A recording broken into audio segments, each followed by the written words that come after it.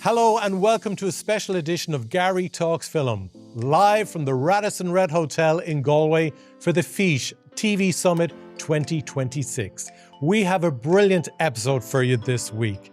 I will be chatting to producer Mark Herbert of the phenomenal Netflix show Adolescence. The amount of people that have come up to me, whether it's in a pub in Sheffield or like a football match or a gym or whatever, and gone, oh, you know what, I had a chat with my son, my daughter, teenager, and I did think it helped provoke communication and just saying to people, just ask them, just talk to them, even though it might be an uncomfortable chat. Yeah. I'll also be talking to Galway-born director Mia Mullarkey. Because women are amazing storytellers and have such a deep understanding of human nature, which is really what it is we're trying to talk about. So you really want to bring those voices to the table. And the same with people who are differently able. Like, those lived experiences are so powerful. Like, my role will be keeping the conversation going. Also talking to me in this week's episode is TG Cahir's commissioning editor Proinsias Ghráinne. Apart from language, there's also this identity. People are suddenly questioning about identity.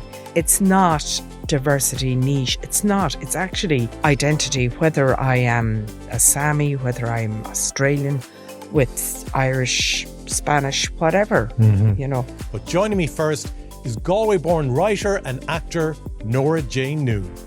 I had survivors coming up to me, and I was only maybe 18 years old, and I had these people who had lived this experience for real. And there were so many.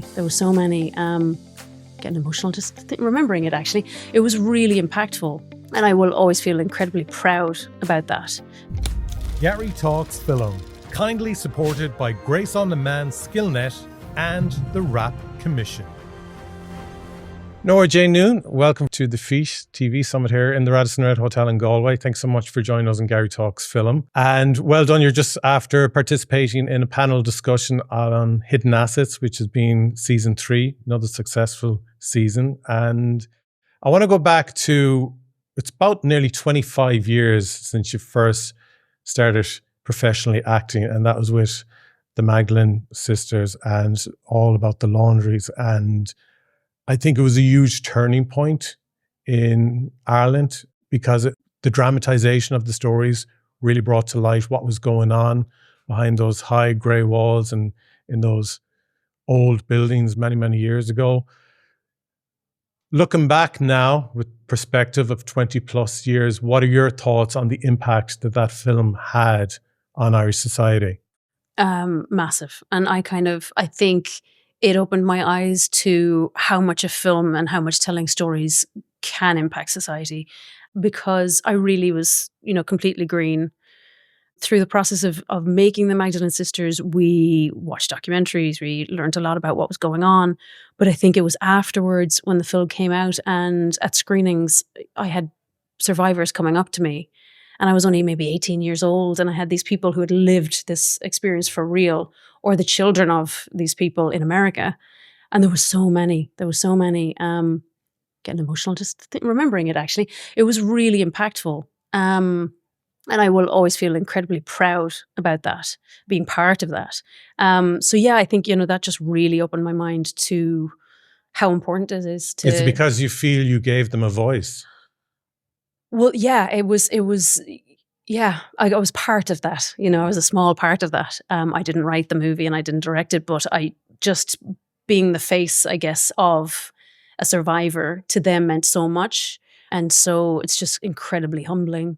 And I think that more than even the success of the film is what stayed with me. Yeah. Because like me, you too grew up in Galway, and there was a Magdalene laundry there across from the bus station now in Galway. But my dad was a delivery boy. He delivered some of the laundry for just a little while when he was 13. And it's so funny because it's like the worst kept secret. It seems like when the film was being made and the Irish government didn't want to fund it at the time, it didn't want it to, so it had to be made in Scotland. And then all of a sudden when it came out, everybody had a story. Everybody. I had no idea my dad worked there or worked to delivering to the laundries. And apparently his grandmother had allowed a girl who escaped from the laundry to kind of hide in her house for a minute and then went out the back, and she kind of went off. They don't know what happened to her after that. But it's really, it was just really wild to me how known it was, and yet how scared people were to really talk about it. Yeah, 100%. Yeah. And your career then started really evolving and, you know, started gaining traction, and you were over in the UK and you started working in television soaps. So you were in Coronation Street and Holby City. Tell me about that period. Like, what was in your head at the time? Where did you want to be taking your career? I think I was just starting out. I was just learning the ropes, because when I did the Magdalene Sisters, I was a complete unknown. I had no idea the kind of practicality in the day in, day out of being an actor. So I did a science degree in Galway, and then once I'd finished, I went to London to become an actor. And I kind of had to fly by the seat of my pants. You know, I had to I learned so much about auditioning, how to prepare scenes, how to understand character and scripts, learning accents, learning the politics of getting a job and all of that. There was so much I had to learn on the job. And so I was just excited to get any experience, really, to be honest with you. And it was, it was amazing. And I got The Descent. I think that was the first job I got actually after I landed. And I'm still good friends with those girls. So that's, cool. So it's, I found my community. Yeah. But what's important then? Is it the drama school you go to, or is it the auditions, or is it the agent you get, or is it the city you go to?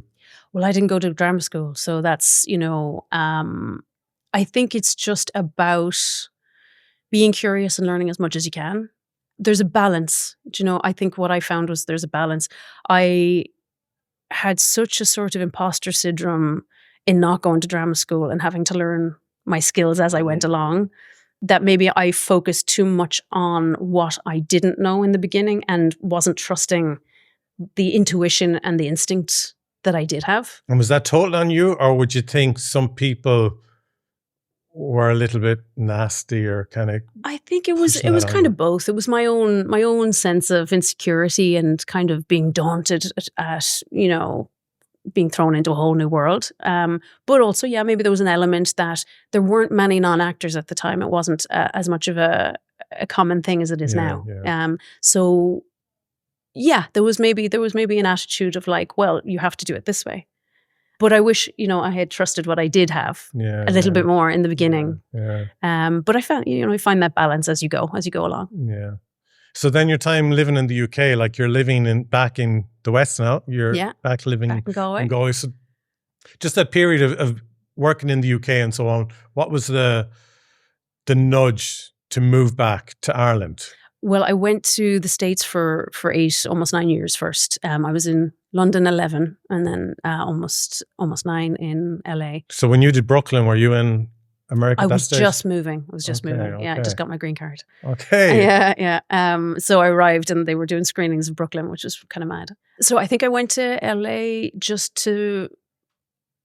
I like the idea of the kind of the freedom and the kind of non-apologetic, and the fact that it's a clear slate and you get to kind of maybe do completely different things than what you're known for. Okay. And also it just being a different culture and there being different kind of projects. You can try out all sorts of maybe random things that aren't really being made in Europe. Yeah. So that was really fun. And it was a real education with like pilot season and the kind of boot camp of that. And being Irish, did that help for the American perspective? Yeah. It was definitely, there was more of an enthusiasm about being Irish in LA, which was really nice as well. So you really played on the accent. I had to ham it up, and they were like, you don't sound Irish enough. And I was like, oh, okay. Yeah, so it was great. I think all of those experiences just taught me so much. And then in having a child, and America burning and going crazy, it just made sense. I think from the moment I started thinking about having kids as well, I was thinking about home and thinking about how you would want to raise your child and what you'd want them to be shaped by. Yeah, like a lot of Americans have moved to Ireland in recent times, but even before the administration had changed, a lot of people were getting, like I know people who were concerned about raising young people with the amount of gun violence, for example, taking place, and children having to be trained from an early age of how to hide in lockers when an alarm goes off. And like, was that, do you think, feeding into your subconscious? Yeah, huge. I knew a couple of people whose little kids had been in shootings. They weren't hurt, but like that's California, and you wouldn't expect, LA to have that much gun violence, maybe compared to other parts of the States. But yeah, that was a real wake-up call. Wow. Yeah, and you just think it's not worth it. Yeah. So for someone looking to become an actor now, Ireland is very different to what it was 25 years ago as an industry in both film and television. So you have Ireland, you have the likes of London, you have the likes of the States. Where do you think one, if they've no children, they've no mortgage, they're free to go wherever they want, where do you think they should best position themselves? I think it depends on what you're looking for, and what, style of acting you're interested in. Are you wanting to explore all sorts of things? For me, I love variety. And so I loved doing, because I didn't go to drama school, I did all sorts of different workshops, and there was clowning, there was physical theater workshops. There was all sorts of things that I just found fascinating, and you can kind of patchwork together in your own little toolkit. So I loved that, just having kind of a wide overview that you can pick from and create your own unique sort of process or your own unique perspective. But I do think there's something to be said for having community. And there's lots of amazing places like, Bow Street and Gatey, and places in Ireland that you can have your peers, and then you grow up together, and you always have those connections as you're starting out. Because I have to say, I did miss that in the beginning, So I think just be curious, do as much as you can, seek out the things that really excite you, and try and find your community. So when you read a script then, yes, what screams out for you of, yes, I want to do this project? I guess if it's just something you really resonate with and relate to, or something unique that you find exciting. So like Hidden Assets, for example, you've done 2 seasons now on that show. Like, what excites you when you read the script and say, yeah, even we say it's coming in season 2, like what excited you and resonated where it's like, okay, yeah, I definitely want to get involved? Well, I think the fact that it's just a really smart international show. And I haven't seen anything like that come out of Ireland before. So that was really exciting. The scope of it, the fact that it could appeal broadly internationally as well. And, the fact that there was so much in the news, so much that was relevant and, really of now about the story as well. Yeah. I think when there's a true story behind it, I always find it, more interesting or more fascinating. Yeah, brilliant. Yeah. And then TV in general, because we are here at the FÍS Television Summit in Galway, and you've worked on both film and TV, and again, streaming is changing up the whole industry a lot as well, and there's pros and cons to that. Where do you see Irish television now on the global platform? I think it's just been going from strength to strength every year, making more unique and more kind of cutting edge sort of TV shows. It's growing every year. It's really exciting to see things cross over and go international as well. Yeah. Yeah. And you yourself then finally, like you are looking now to, well, you've been writing for years, but you really want to execute now and start writing and directing.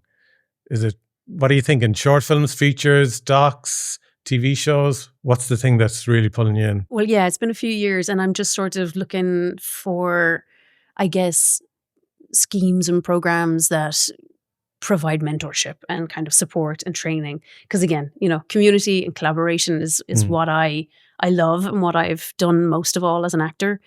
And I love the writing. I love diving into a story and getting completely lost in something and creating worlds, which you don't necessarily get to do as an actor. But in the long haul, doing it on your own is, it's a kind of a lonely enough process. And so you will learn so much better and so much quicker when you're getting feedback, when you're getting, bouncing off ideas with people and just guidance. So yeah, I'm just kind of looking for my first step in the door. But I mean, the good thing is you've probably read hundreds of scripts at this stage. That's so what you know I'm hoping. What's good. Yeah, I'm hoping by osmosis it's sort of, yeah. Yeah, like naturally I'd say you've built up a structure now, what works and what doesn't work. And I think even an actor writing a script, you know how to make characters more interesting, stand out from the story. And just finding, just being able to have the hands-on experience where you get to kind of maybe validate the experience you do have and what you are good at, and get to see that. But you also kind of get to see, where you need to fill in the gaps and where you need to work. And I don't think you ever learn more than just by doing. So yeah, that's the goal. That's the brilliant next step. I look forward to seeing it. Thank you. Continued success with all your work. Thanks Thank you again, so much. Nora-Jane. Project ní Ghráinne commission editor TG Carr, Fáilte Garry. It's great to have you here. You're here today in the Radisson Red Hotel in Galway for the FÍS Television Summit 2026. And a lot of change happening in the television landscape over the last number of years. So I want to talk to you about that. But firstly, I suppose for someone who's looking to get something made, one thing a commission editor always asks is, what advice, what tips would you give? You made a great statement there in the panel discussion earlier on where when people bring ideas to TG Carr, they try and they might bring a celebrity or someone well-known to the project and say, look, they have some cúpla focal, we'll wing it. And that doesn't work for the Sulala. Can you kind of go and explain a bit deeper really what it is that you're looking for and get rid of that misconception for people? Yeah, first of all, I think TG Carr is looking for what every other broadcaster is looking for in terms of original material. Well cast, resonates with the broadest possible audience because we broadcast as Gaeilge, which is a niche. We don't have room for any more niches within that. So everything else has to be quite mainstream. But how to engage that mainstream audience, that's maybe how there's a misconception. And very often, genuinely made by people who don't have a day-to-day connection with the language, that they think you need a celebrity who works in English and Irish and is famous in English to reach audiences. And, would second guess TG Carr's wish that we're, crawling out into the English world of celebrities in order to be relevant, attractive, resonate, any of these things. And the opposite is true. Couldn't be less true that, first of all, there is, I don't know what celebrities we have in Ireland, but we have, a raft of fantastic people who can speak Irish very well. They don't use Irish in their daily lives. They're not known through their Irish. They're known for another skill. But, and they're not TV stars, but I think, we need to look into sport, music, actors, all other fields of life to find Irish language speakers who can be taken out of that and give them a new role, put them through a new lens. And I spoke about how people second guess what they think we would like, what TG Carr would like. And it's not laziness, but it's kind of a perception that, there's about 10 kind of Irish language speakers who are, top presenters in Ireland. That's, again, not really acquainting themselves enough with the Irish language world.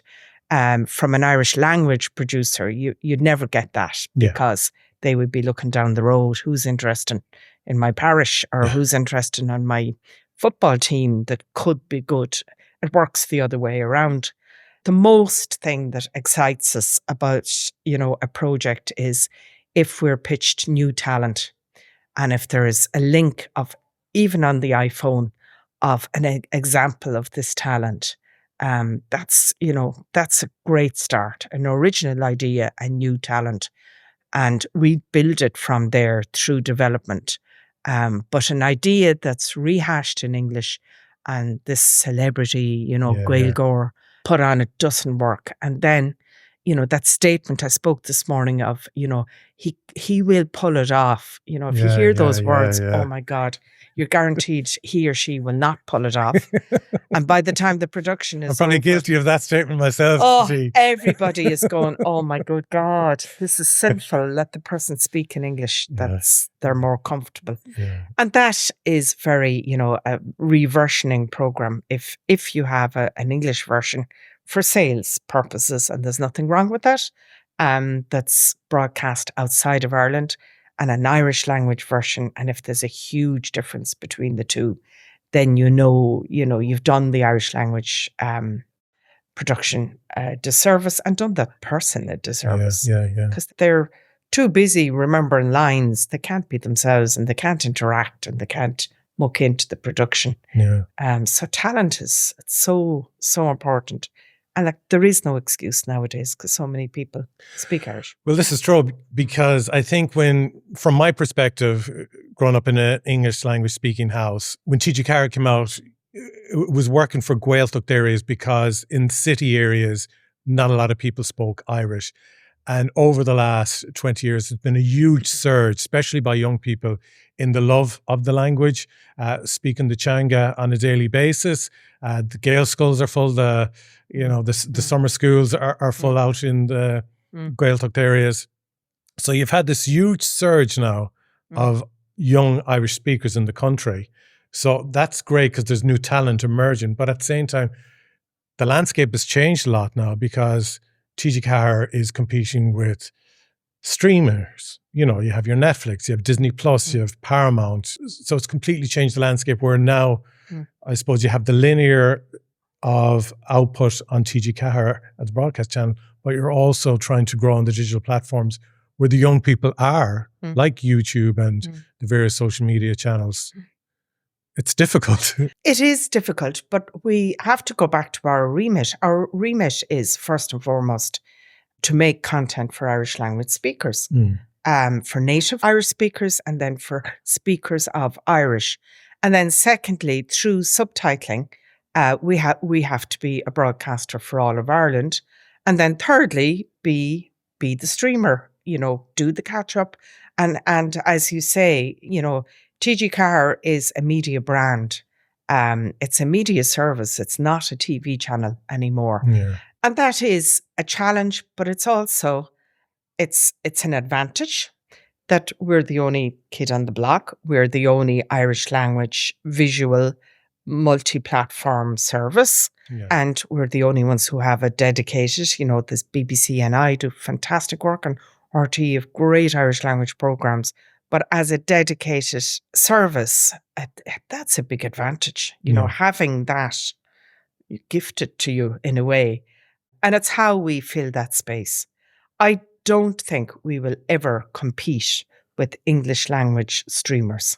We're in a different market, and if we try and use that measurement, then we're back to the very old, futile arguments about how Irish language stacks up next to English language, which is the biggest language in the world.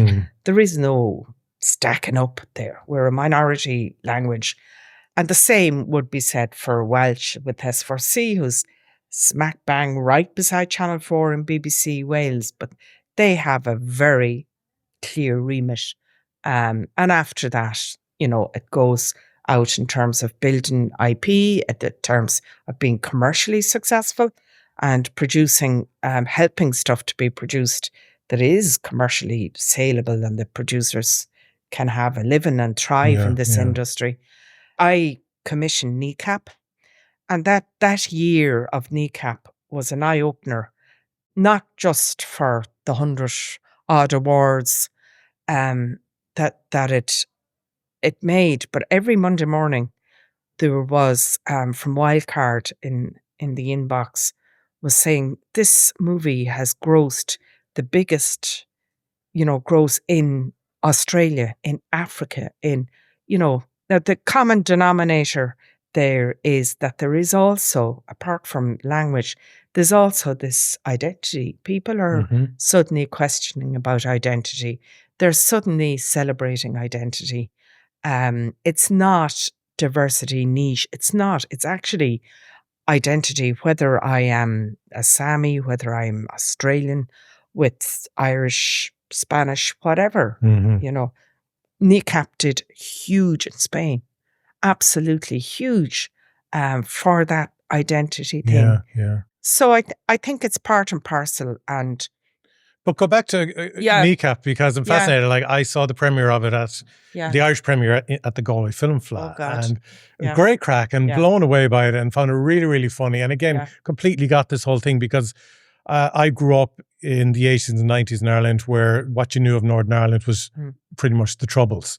And what is the identity now very much was a question over the last 20 years of Northern Ireland. And I don't know, did you know Kneecap at the time before you commissioned them? But like, what was you did? But what was your impression? Because for me, it would look like a big risk. It's great when it works and it does extremely well box office wise. But on paper, for me, it would have looked like a big risk. What gave you the confidence, give it the green light? The risk was, could they act? That was the big risk. We all knew they could sing. We all knew they were fantastic Irish speakers. The script was jumping off the page.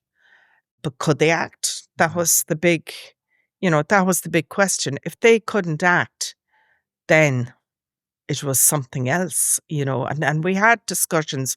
Should there be more kind of reality, actuality in it to kind of, be a little bit safe? Should there be more scenes of Belfast kind of documentary type scenes? I remember that suggestion came from myself, and it was this kind of safety that if they can't act, at least it's kind of a hybrid-y half. And Rich Pepiot was totally against that idea. And he said, no, this is this is a movie. It's a movie, And it turned out that they could act. They could. I actually thought they were actors. I didn't know. They're extraordinary actors. Original musicians. There were obvious risks in terms of compliance. It was a very, very bold piece of work. That's the way it's written. That's the way their music, that's their brand. Rappers are supposed to annoy people. And so you can't roll back on that. So for the other partners, it was, a joy. But in the back of my head, I was saying, what am I going to do when I bring this back to the TG Ceathair lawyers? What am I going to do? The schedulers, where is it going to go? 2 a.m. in the morning, our regulators, oh my good God, for TV, it's different rules as well, It hasn't offended anybody. And, it has done a very extensive distribution. And when it's broadcast on TG Ceathair, I think if it were to offend, it would have offended at this stage. And that's coming on the back of Colin Kuhn. Which was another successful Irish Couldn't feature. be more different, Yeah. Shows the scope of the Irish language. Yeah. I mean, you call it minority language, but Ireland is a minority country on the global landscape. Yeah. But what's coming out of it and what's coming out of it with the Irish language is unbelievable. Yeah, absolutely. There's a feature documentary on Ghráinne, The Quiet Love, that's in cinemas right now. That's the narrative is told by Irish Sign Language. We're the commissioner for that. It's not Gaelic, it's not Béarla. It's the third official language in Ireland is sign language. Brilliant. And that's why we got behind that. That again, there is, why not? Why wouldn't we? It is doing fantastic in cinemas. Again, it shows the scope of language. It's the scope of communication and of good narratives, all fantastic stories. And I think that's where it comes from. But back to the original question, we commission primarily for Irish speakers. And does it have to be newsworthy? So Channel 4 and Virgin Media were on the panel today saying, they want to be newsworthy. So they probably want people to talk about it on the radio or, your daily tabloids publishing articles about it. Is that important for you? Of course it's important, but not, I don't think we have that huge momentum of newsworthiness as they have in the UK. And that's in terms of fact ent, where you have somebody who strips off and, Love Island. And so that's the newsworthiness. We want to be newsworthy, whether it's stripping off in News Island or that we are, the first to tell a really important social story or political story in Ireland. Yes, we do want to be newsworthy, and we would encourage producers to really think about contemporary in terms of storytelling, not to stop looking back at the past. And if you do, it has to have a contemporary relevance. I think we've spent maybe too long looking at the past, and the stories that are around us, my God, are stranger than anything that has happened in our lifestyles before. And look into your own parish, look, you don't have to go very far to get a very good story very often. Screen Ireland would say to transition into doing the likes of feature films, the first one should build up a track history where you do, for instance, short films, and it gets into festivals and it gets recognition through awards and so on. How does one build up track history to then get commissioned to do a documentary or even a TV series with TG Cahir? I'm not sure you can have the luxury of saying that in Irish. I'm not sure you can have the luxury and sit around waiting for people to build a track history in Irish, because they might just have found an easier job and have lost interest in production, or the story is over and it's, you have probably less stories. What we do is develop a lot with producers. I can cite examples of first-time directors that went straight into their first TV hour or went straight into their first feature doc. It doesn't happen that often, probably not the huge big budget docs or dramas, but that docs that did even better, potentially. The track record, we will commission a first-time director, first-time writer, absolutely, if if we know that the support of that person is rock solid. We can only commission limited companies. That's revenue tell us that. So if the support behind the person is solid, then I don't think taking a risk on screen is that big of a risk once the business model, doesn't fall apart. And that's for everyone's sake. And would you expect them to be Gaeil Goras? I think a director should be an Irish speaker. Yeah. I think it's very strange if, something that's quite immersive or observational. I don't know how an English language director can direct in Irish, and I don't know how they expect actors or contributors to deliver, and they're the only Gaeilgeoir in the parish, and everyone else. I don't know. I think it's cruel. I think more often than not, yes, absolutely. Yeah. And the editor, how can you have the rhythm of the story if you don't have the rhythm of the Irish, of the language? We make exceptions, sometimes we do, depending on the story. But we'd always insist that there is an AP or an AD or somebody on set or on location that will guarantee that what has been said is correct. Yeah. Because most of all for the contributor, because they don't want to be, and we all make mistakes. Mm-hmm. It's a continuity role that goes right into post-production. But I think that the director and the editor are the two key roles that should be as Gaeilge. The producer, it's not going to have an effect of what's on screen. And ultimately, we're only worried about the main Irish language worry is what's on screen. But I think development is key. And in fairness, you do open your door to developing ideas with people. Yeah. You're not a closed shop, which is great. Yeah, and we're project driven, which I think that's the best way. There are other initiatives of development for development's sake. I think there is nothing better than a young producer, director, writer, somebody who's never, but really believes in this story and how you get that story made. I think that's the quickest, best development you can have. In terms of what has been broadcast, how many hours, that's irrelevant to TG Cahir. It really is irrelevant. whether you're on community TV, national TV, Netflix, it's actually quite irrelevant to us. Your track record or commercial track record, it's great to commission material that's commercially successful. But in the initially commissioning, your past commercial success actually isn't discussed around the table when we're shortlisting submissions. Not at all. Excellent. So finally then, is there any projects coming out down the line that you're excited about being broadcast? There's loads. Yeah, there's tons. Yeah.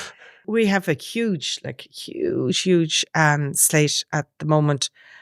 We have some great, I look after music. We have some really, really exciting music docs.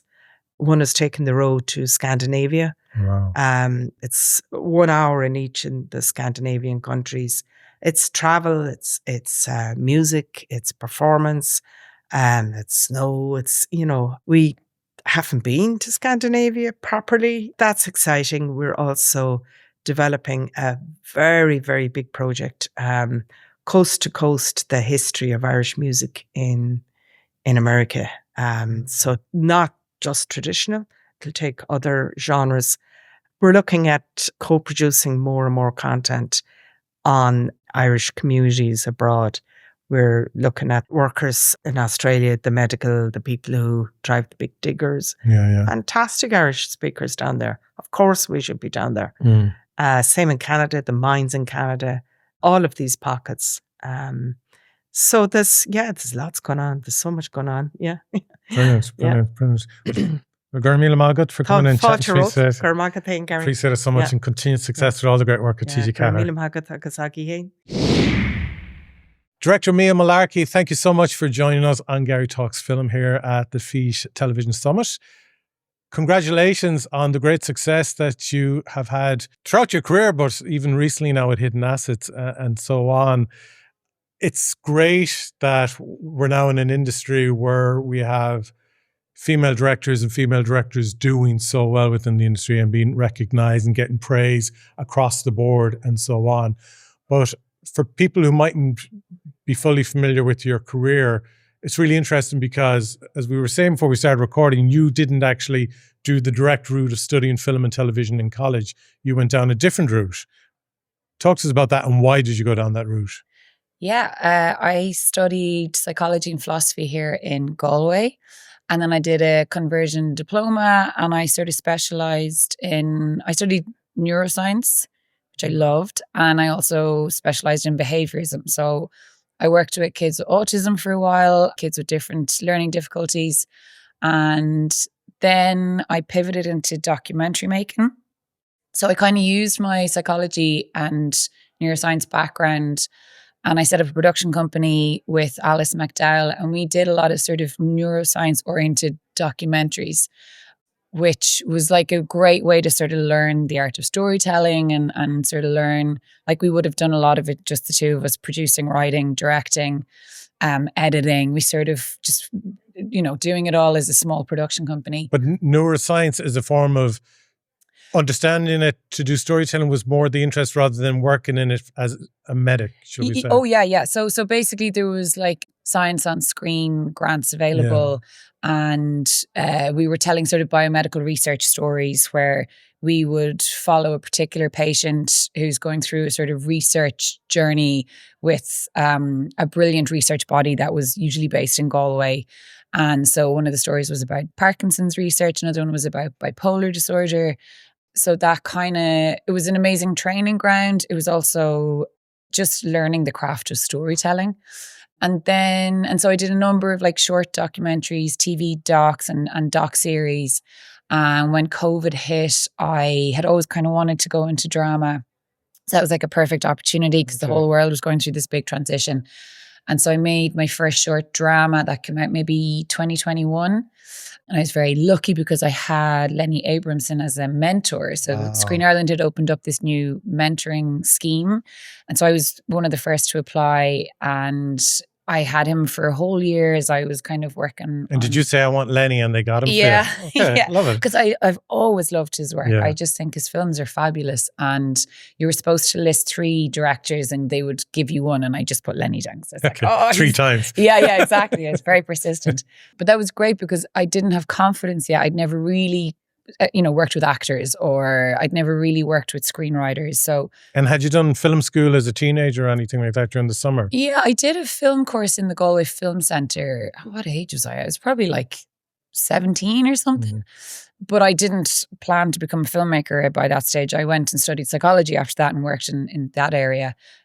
So I think it was after I traveled the world for maybe 2 years doing a lot of work with children. So I'd been working with children from the age of like 17 up to the age of maybe 24. And on one of those trips, it was in Peru. I was working for 4 months with street children, and I borrowed a small camcorder from the Galway Film Centre.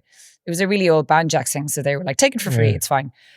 Which is very generous. And I would make these very short documentaries for this NGO that I was working in, where I would just follow the lives of the street children and look at the sports they were being given.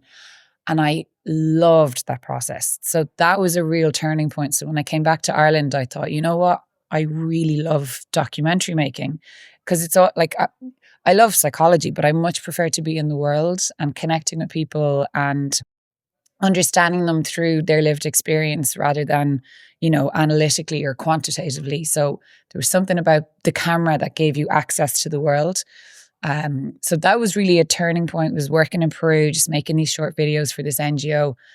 So when I came home, I moved to Dublin and I bought myself a camcorder and I started doing like promo videos, really rudimentary. I was the whole team. I had a tripod on one shoulder and a camera on the other, and I would just do these very simple promos. But it was enough to save up money to then, make my first short documentary, which was about my brother who has autism. And I put that into festivals, and it was like, trial by error, small steps. And then myself and my pal Alice made this production company. But yeah, so then once after COVID and after that, I started doing a lot of training schemes. This is kind of what I was talking about in that panel there. So like mentorship, shadowing, different kind of, like National Talent Academy do a lot of training, and different enterprises like that. So then, through all of those, like I did Norty, Storyland, and through those channels, I was able to start working in TV drama, which is where I am now. Yeah. And I'm going to touch on the very first thing you said, which was about, isn't it great that there's a lot of women directing? But actually, there is not. So in TV, there's a good amount, but in general, Screen Ireland launched their slate in January, so just last month. Yeah.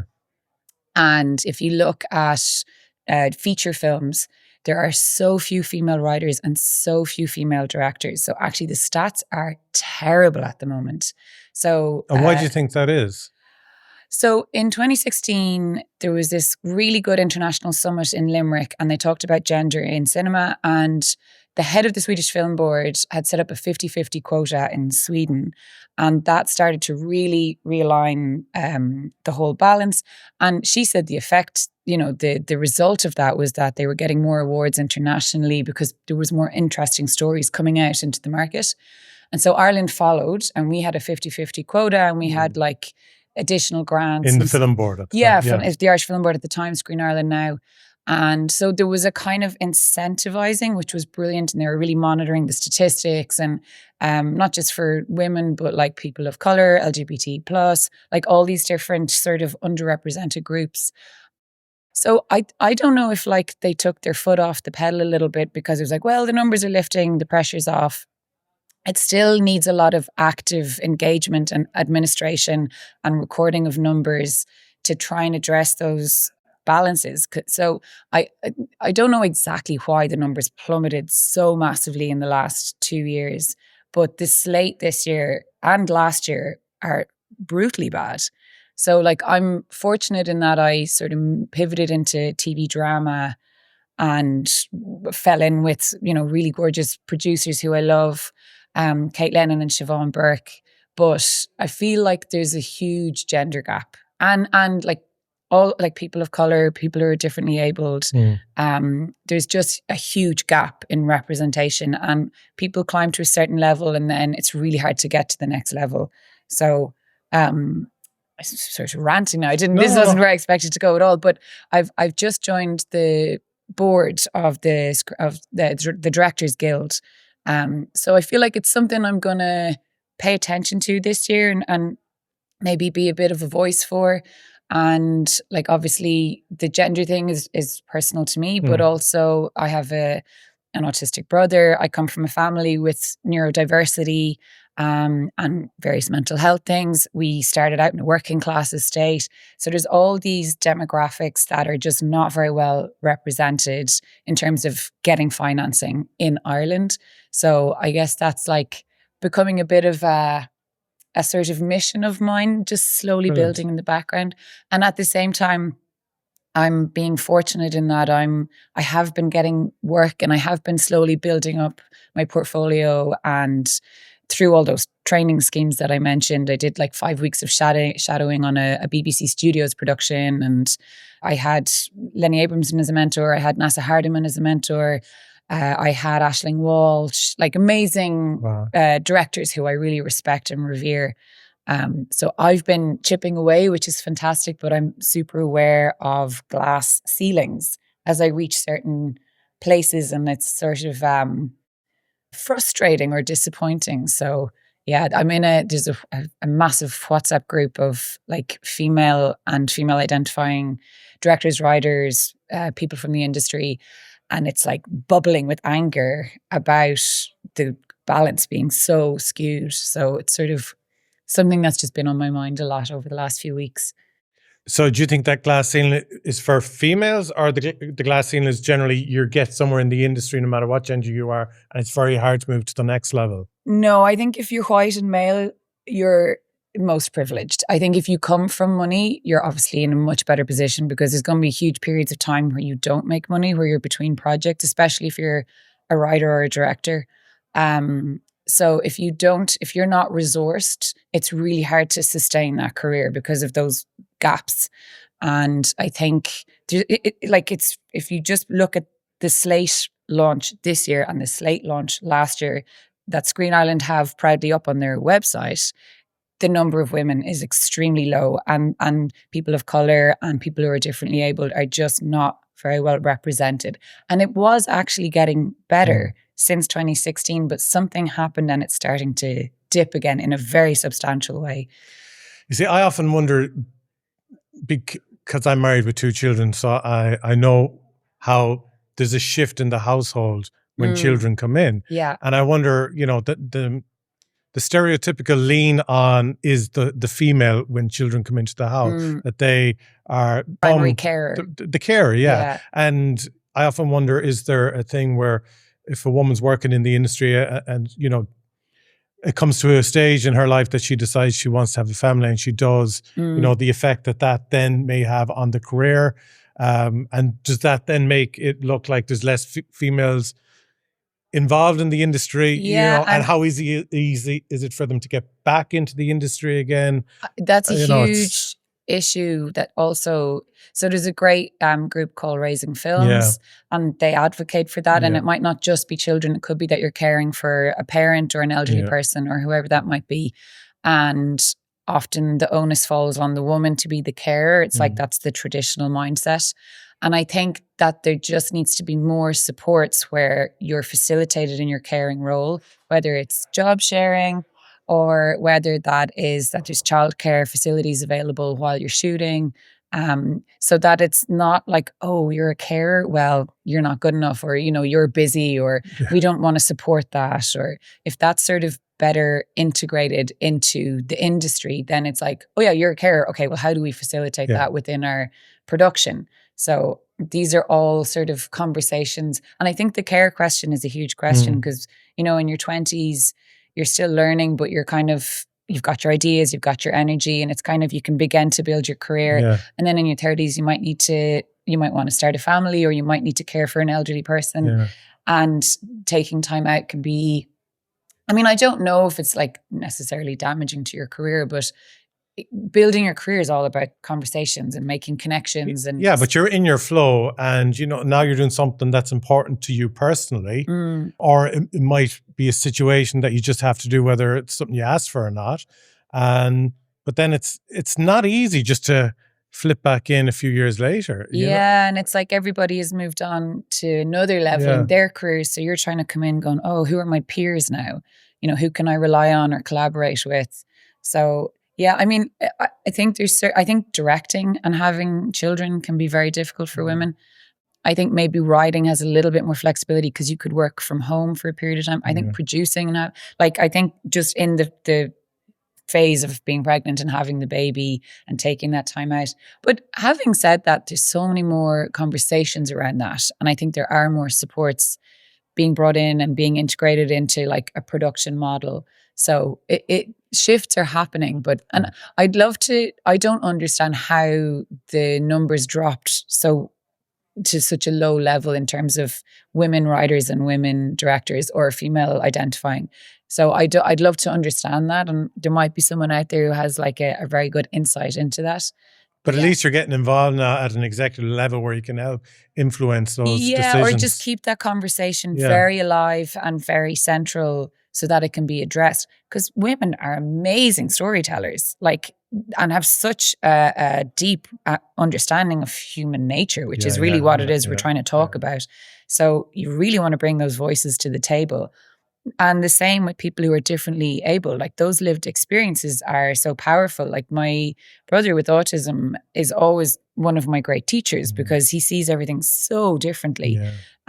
Likewise, people of color, people from different ethnicities, like all of these diverse voices have so much to bring to the table. So it's just trying to facilitate. So I think just like my role will be keeping the conversation going because I'm on the creative side of the industry. I'm not an administrator or a gatekeeper, but I can kind of maybe be representative and keep talking about it and just get more stories out there and more stories of diversity. I think that's that's where it's exciting, Excellent. Final question.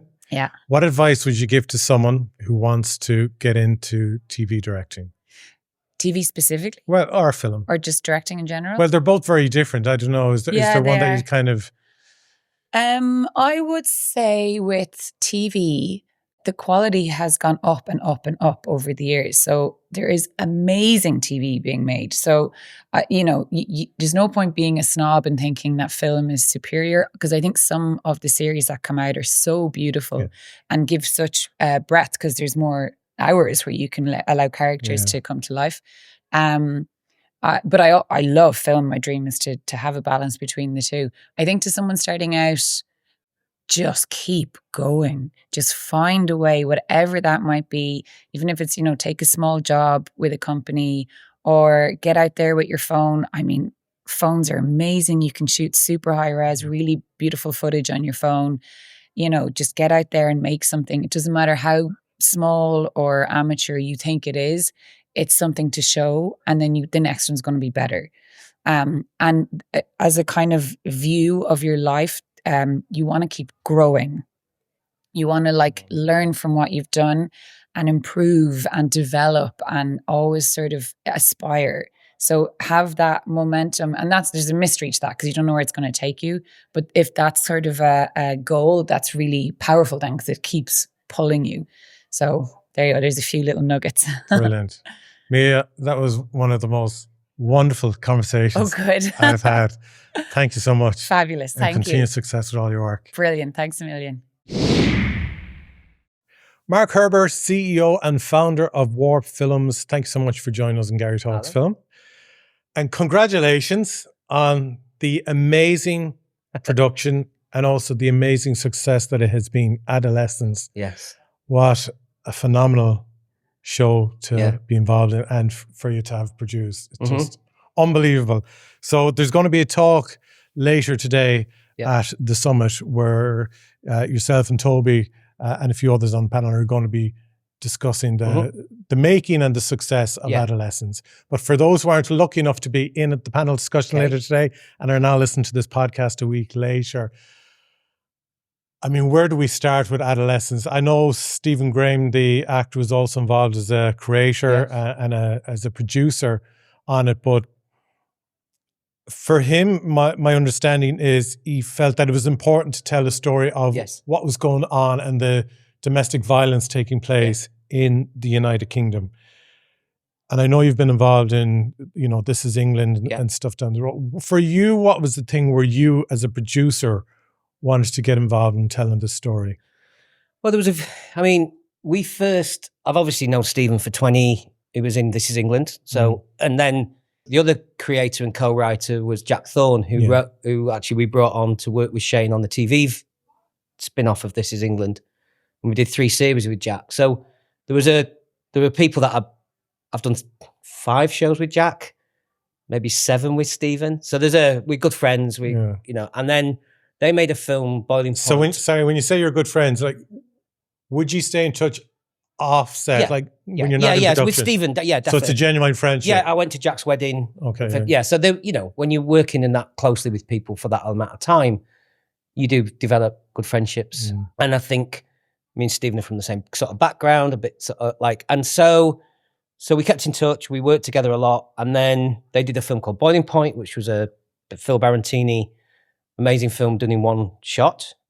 And then Stephen had basically come up with this idea, was talking to Jack, said, would myself and Warp, my company, sort of produce it with them? They wanted someone who could who had got experience, because it wasn't an easy thing to make with the one shot element. So that was decided early on. It was decided to be a one shot. And we, so this was 3.5, 4 years ago. In fact, weirdly, we were at the BAFTAs. They were nominated for Boiling Point. I'd just done a film, Everybody's Talking About Jamie, which was both nominated in the Best British Film. We had a meeting that day about it. The script hadn't been written. And then literally, I read Jack and Stephen's first draft only a few weeks after that. And I literally was just shaking after reading. I finished it. They'd sent it to me. Then I said, I'm going to read it straight away. But I had to text Stephen and said, you're going to have to give me half an hour. I'm literally need to put the kettle on and just digest what I've just read. Not as a producer, actually, as a dad, as much as anything else. And look, everything you make has got to be good. But this just was off the charts, exceptional, And so it was, it was just one of these, a first episode that just blew me away, punched me in the gut, in the heart, all the things that I look for in a film or a TV series. It had all of that. And so it was like, let's go and make this. And then it was a kind of quite a slow, because obviously when you're doing something in this one shot element, the preparation to it is beyond belief. You have no edit to get out. I've got out of trouble on many films thanks to the edit. Yes, of course. A bit of music, a pick up here and there, some reshoots. I don't think I've ever made a film that's never had reshoots or pickups. So that was terrifying. Mm-hmm. So there was a lot of meticulous.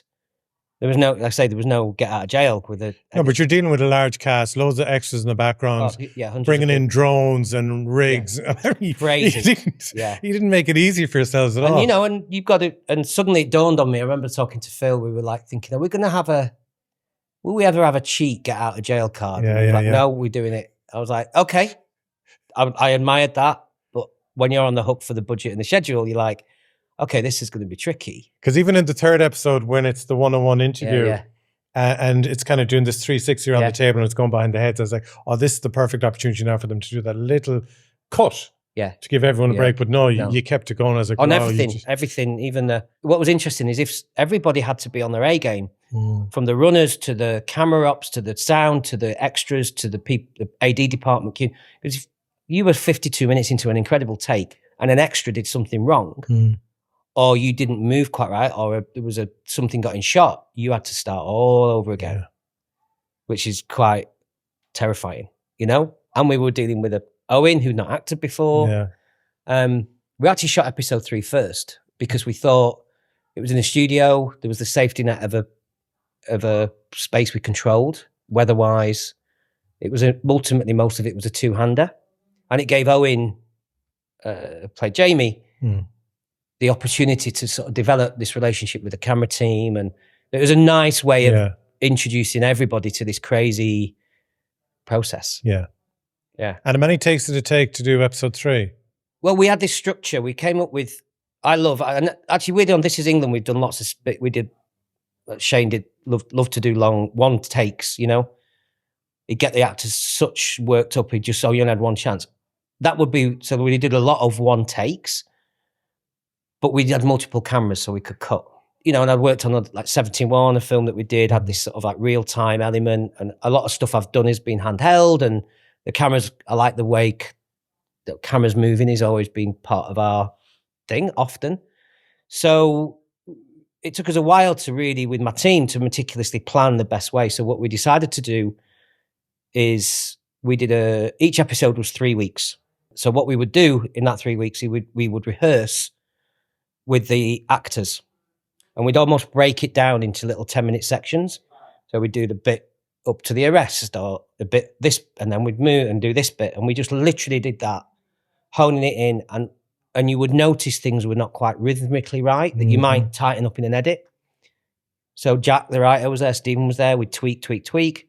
And then week 2, we would do what we call a technical rehearsal, where we would bring all the camera and the thing, and we would literally, we'd started off on Monday, literally walking it through. By the middle of the week, we brought the extras in, and we would just be almost like, so it became muscle memory. So the actors knew what they were doing, and the crew had to know where the camera was moving, where the boom should be, and all this.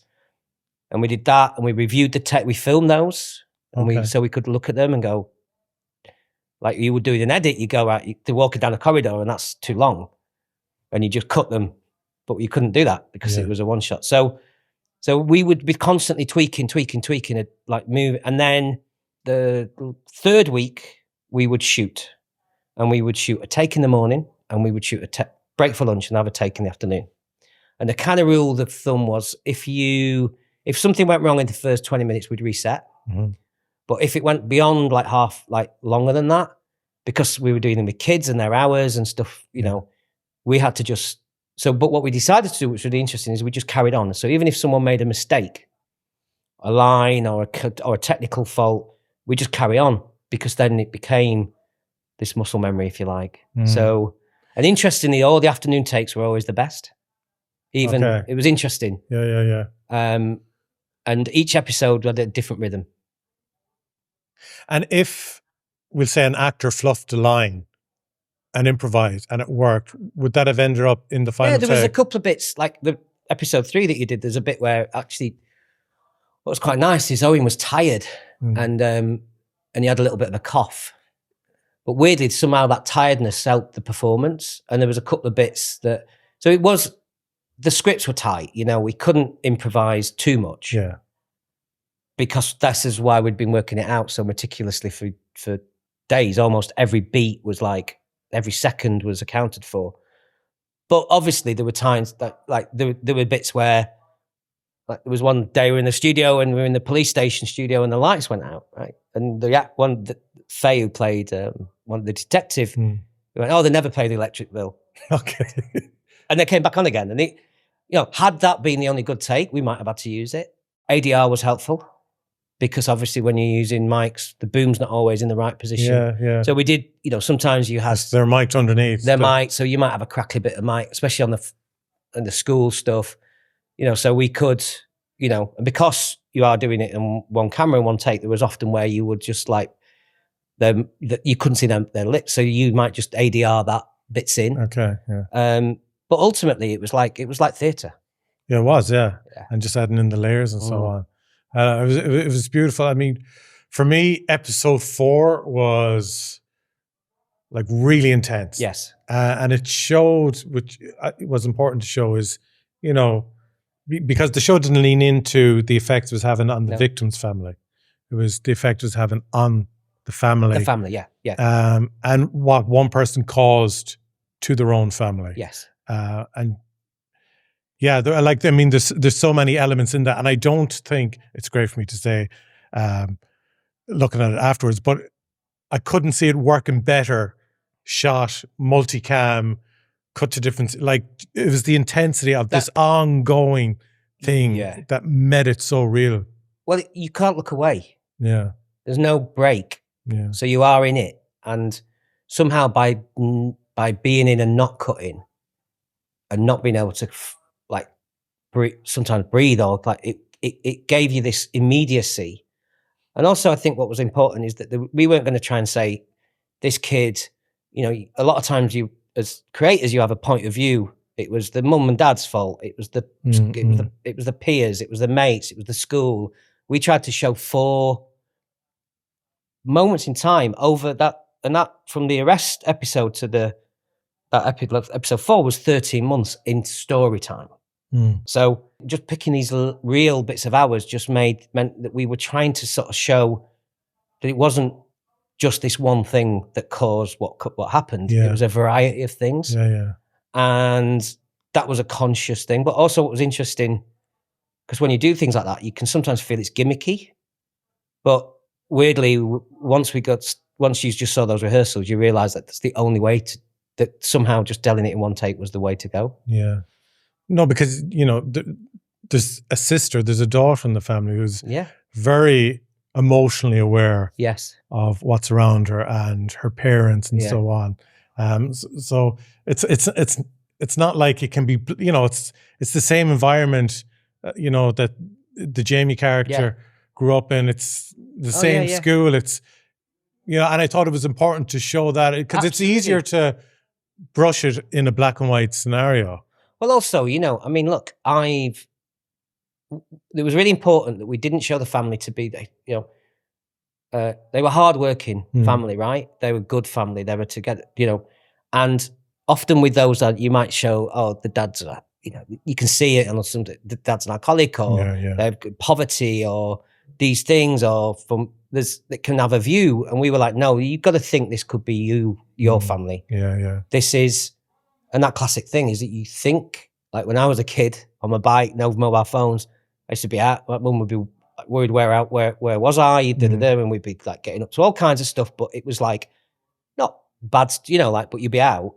Whereas weirdly, you think that your kids they're safe in the bedrooms, but actually that's where some of the biggest damage can come, you know? Yeah. So for us, it was really important that we kind of just showed these moments and let the audience decide. Yeah. And then it led on to a conversation in society because a number of parents were getting their children to sit down and watch it. And I think it was good as well because the show didn't become grotesque. It wasn't, you know, sexualized or anything like that. So a parent could sit down with a young teen and then have that conversation. Which I mean, is really important. The amount of people that have come up to me, whether it's in a pub in Sheffield or like a football match or a gym or whatever, and gone, oh, you know what? I had a chat with my son, my daughter, teenager, you know. And I did think it helped provoke communication and just saying to people, just ask them, just talk to them, even though it might be an uncomfortable chat. Yeah. That is somehow, just by doing that, because it was always that thing, had he had that chat with Jamie, would he still have gone through? You know, and it was always just, and that's what I think good drama should do, really. And I'm sure you would have had the conversation one stage of, is this something for BBC? Is this something for ITV? Is this something for Channel 4? And it's Netflix is who you ended up working with. How did that come into the conversation? We actually developed it somewhere else, weirdly. We were developing it, and then, as with a lot of things, people change, especially bigger international companies. And so we developed it somewhere else, and they pulled out. And so, but then I'd worked with Anne, Toby's boss, who I knew the talk with, our mentor, who I'd worked with her at Sky. She's great. And I think what was interesting is that, I'm sure but the other drama that we were doing at the same time was a BBC reunion, the show. And obviously, when you go to BBC, they pay a bit of money, then you get to international money. And what's interesting is I've talked to buyers in the international market who still say they might not have bought Adolescence. So we need, because even though it wasn't a massively expensive show, but because we had to do that meticulous rehearsal and every extra had to be in every day, it actually, the costs was more expensive than just doing it conventionally by about 30%. So what we needed with Netflix was just and they did exactly what I did. They read that first script and they were in. I mean, they literally, we pitched it to them just before Christmas. I got a call 3 days before Christmas saying, nice, we're going to go for it. And did you have to bring Plan B in to No, get the Plan Netflix B had already conversation? been in. So Plan B were in from so Stephen had worked with Brad before and started. I like how you say Stephen had just worked with Brad before. And I think they were having conversations about the idea of the Love Boiling Point. Have you done a one shot? Have you tried doing this one? You know, and then so alongside the conversations I'm having with Stephen, I think Phil and Stephen had a chat with Plan B, and it was like, and then we just all just worked together on it, you know, and we just pulled together everybody's skills, contacts. That's 6 months after that meeting we were shooting. It's brilliant. Still not even a year ago today. We were still finishing at 4. That is crazy. Mad, isn't it? And the effect it's had. Yeah. It's phenomenal television show. Congratulations and congrats and well earned with all the recognition you get from it, and just be so proud that you were involved in the production because it's just a fantastic piece of television. And you're not resting on your laurels. You're getting involved in another production shortly again. Yeah. We can't say anything about it yet, but we're in development. You know, and I've got to deal, like Stephen's got a company, Matriarch, with his wife, Hannah, who's a brilliant producer. We've known them for years, and we have a development deal with them. So I'm working on another thing with Jack. You know, like this isn't, like I said, this isn't a one-off. It's kind of 20 years of working with these people, you know. And so we're carrying on doing some more. I mean, there's not going to be an Adolescence 2. Yeah, of course. But the people that we work with, we carry on working with. But I think in fairness, with the work that you focus on in North England compared to, we'll say, what comes out of London, it's very different, but you proudly reflect and represent North England. Yeah. Well, I know the world. Yeah. I know the characters. Yeah. So I always believe in authenticity in everything you do. Yeah. So whether it's the gangs in This Is England or the family in Adolescence or the crazy people in Phoenix Nights, which I made like before Warp, I grew up, you know, I know those characters. Yeah. So I can authentically tell those stories with the right team. Well, we continue to enjoy watching them on screen. Thank you, Garry. Enjoy the rest of your time in Galway. Thanks again, Mark. Yeah, you're welcome. Cheers. Well, what a great way to end season 1 of Garry Talks Film. I hope you enjoyed today's episode. And if you found it interesting or insightful in hearing how Irish stories make it from pitch to screen, please do leave us a positive review online or even share the episode with a friend, colleague, or loved one. Thanks to our guests today, to Mark, to Mia, to Proinsias, and to Nora-Jane. Really enjoyed the conversation and their company. If you want to find out more information about the podcast, head over to GarryTalks.com. But well done to everyone involved in this year's FÍS TV Summit. It was a huge success. Everyone thoroughly enjoyed it, and we look forward to seeing what they have in store for 2027.